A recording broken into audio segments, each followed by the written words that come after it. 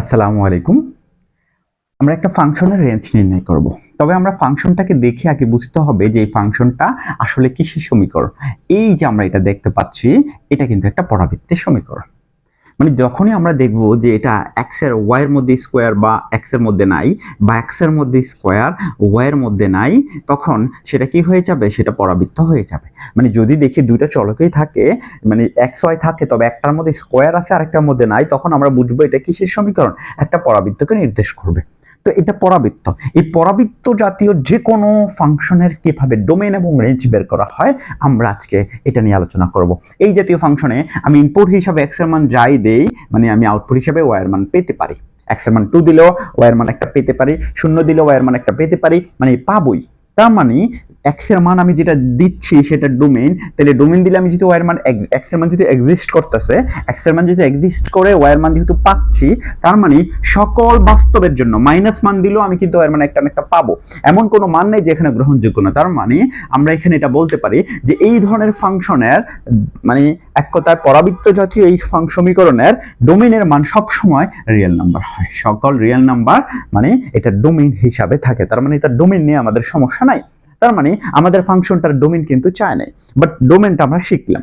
কিন্তু এই জাতীয় ফাংশন, পরাবৃত্ত জাতীয় যখন ফাংশনের রেঞ্জ বার করতে বলবে, আপনি যদি পরাবৃত্তের সাধারণ আকার করতে পারেন, পরাবৃত্তের সাধারণ আকার নিয়ে আপনার যদি কোনো সমস্যা না থাকে, তাহলে আমি জাস্ট আপনাকে দেখা দিচ্ছি যে পরাবৃত্তের সাধারণ আকার বের করে এটা শীর্ষবিন্দু যদি বের করতে পারেন, তাহলে রেঞ্জ বার করা আপনার জন্য একদমই সহজ হয়ে যাবে।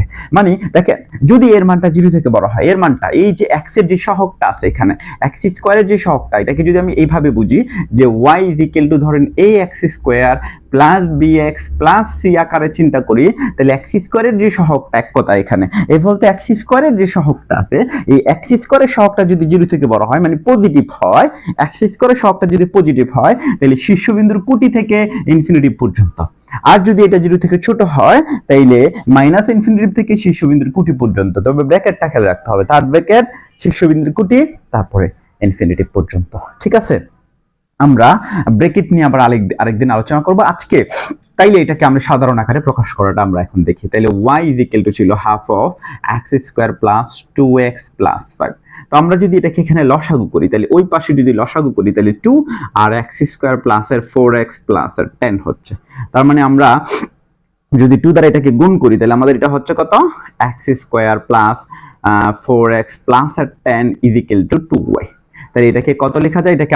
এটাকে সাধারণ আকার করার যে নিয়মটা, ওই নিয়ম অনুযায়ী যদি আমরা আগাই, এটাকে লেখা যাবে কত? a স্কয়ার প্লাস এর 2, তারপরে a, তারপরে b দিতে হবে। এখানে যেহেতু 4x আছে, এটা যেহেতু 2 এর পরে a দিয়ে ফেলছি, b দিতে হবে কত? 4 আরে 2, 4x মিলানোর জন্য। তারপর আমাকে v স্কয়ার দিলাম, তারপরে এখানে 4 লিখে ফেলছি, বাট এখানে ছিল 10, মানে প্লাস এর 6 আমি এদিকে লিখে দিলাম, 2y মাইনাস এর 6 করে দিলাম। এদিকে প্লাস এর 6 লিখতাম, কারণ 10 এর আমি 4 লিখছি, বাকি 4 বাদ ছিল, 6, ওই 6টা আমি নেগেটিভ করে নিলাম। তার মানে এখান থেকে এই পর্যন্ত কি লেখা যায়? x মাইনাস 2 হোল স্কয়ার, আর এটাকে 2 কমন নিলে y মাইনাস 3 লেখা যায়। তার মানে আমরা এটা বুঝলাম, এই যে ফরম্যাটটা, এই ফরম্যাটটা কার আকৃতি হচ্ছে? x square is equal to 4। আমি ইচ্ছা করলে এটাকে এরকম বানাইতে পারি, 4 দিতে পারি। কেন? এই 2 কে 4 বানাইলে এখানে হাফ দেওয়া যাবে আর কি, তখন এটা y লিখতে পারি। এই x বলতে কাকে বোঝাচ্ছে? x মাইনাস 2 কে। এই y বলতে কাকে বোঝাচ্ছে? এই y বলতে y মাইনাস 3 কে।